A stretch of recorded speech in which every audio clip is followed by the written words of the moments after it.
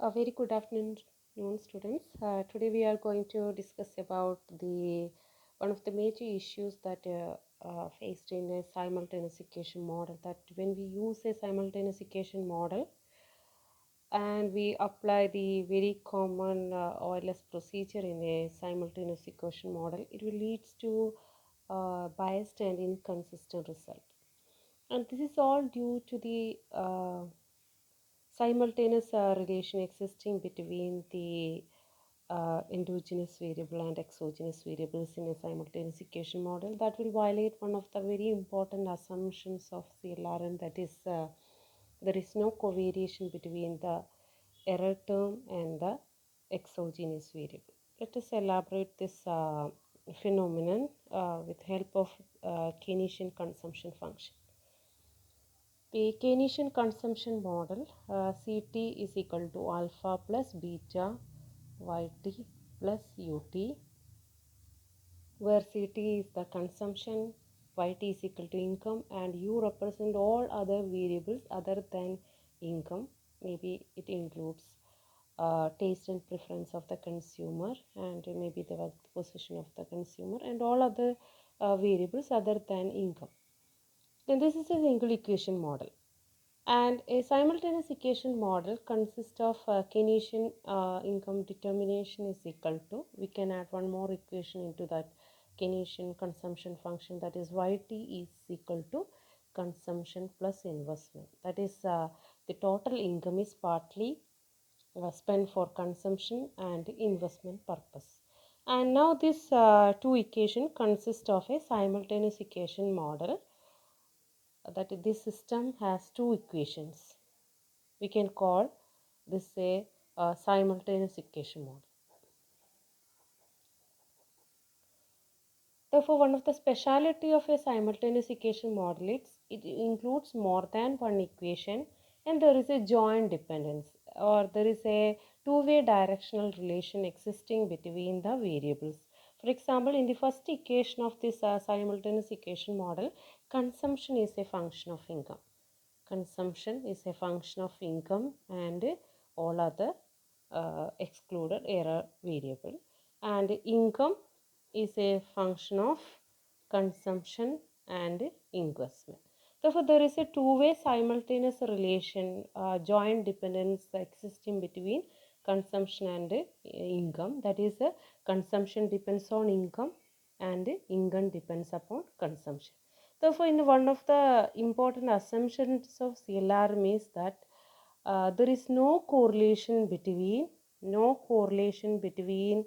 the exogenous variable and the random variable. There is no covariation between the exogenous variable and the random variable, and if there is such a relation exists, its value is equal to 0. That shows that there is no correlation between the exogenous variable in a model and the random term. But in the first equation, we already know that income is an exogenous variable and there is a random term. Therefore, there is no covariation as per the assumptions of CLRM. There should be no relation exist between the income and the random term.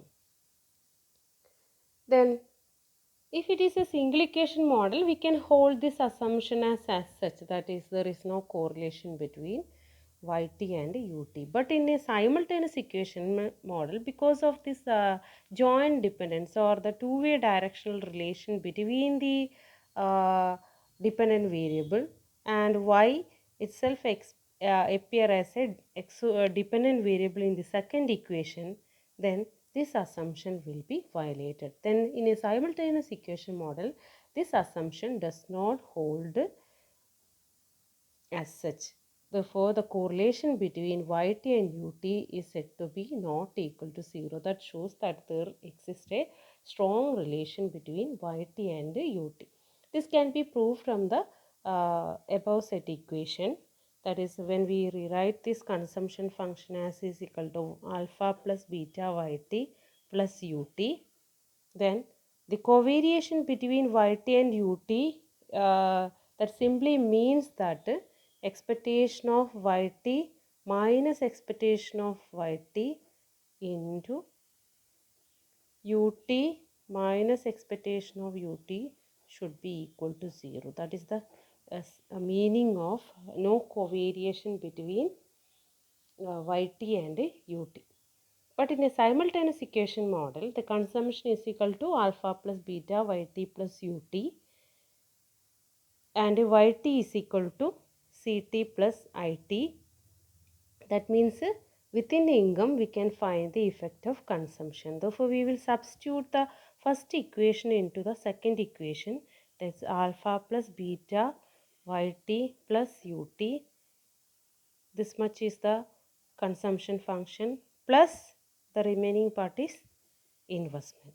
Then we rearrange this equation as yt minus beta yt is equal to alpha plus it plus ut, and by taking yt outside, 1 minus beta yt equal to alpha plus it plus ut, and yt is equal to alpha by 1 minus beta plus it by 1 minus beta plus ut by 1 minus beta.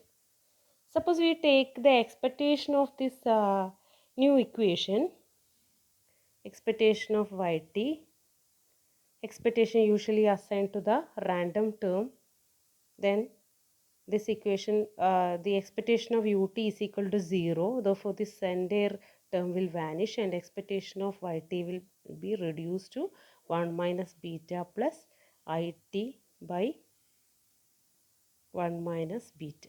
This much is the expectation of yt. Then we substitute the expectation of yt and yt into this equation. Then this equation for finding the covariance of yt and ut is equal to expectation of yt minus expectation of yt. Instead of expectation of yt, we write this equation, that is alpha by 1 minus beta minus it by 1 minus beta into ut by expectation of ut. And we know that yt is equal to this and expectation of yt is equal to this much. Therefore, we will subtract yt and yt minus 1. We subtract yt and yt minus 1. By subtracting yt and expectation of yt minus expectation of yt, we subtract this equation from the earlier one. Then we will get alpha 1 minus beta, alpha 1 minus beta will be cancelled, it divided by 1 minus beta, it 1 minus beta also cancelled, then remaining here only ut by 1 minus beta. Then that term is written in this equation part, that is expectation of yt minus expectation of yt is equal to ut by 1 minus beta into ut by expectation of ut. And we know that expectation of ut is equal to 0. Therefore, expectation of ut by 1 minus beta into ut is all remain there. Then we again assigned expectation to ut square divided by 1 minus beta. Then we know that expectation of ut square is nothing but the variation of the random term, that is equal to sigma u square divided by 1 minus beta. Then we surely know that the variance of u is a constant term, it's a positive constant. Again, divided by 1 minus beta, beta is also a constant, therefore this values never be equal to 0. Then thus we can prove that in a simultaneous equation model, the covariance of yt and ut will be never be equal to 0. That shows there is a strong relation between the random term and the exogenous variable. This is the proof that there is a simultaneous relation existing in the model that will violate the assumption that is no covariation between the exogenous variable and the random variable.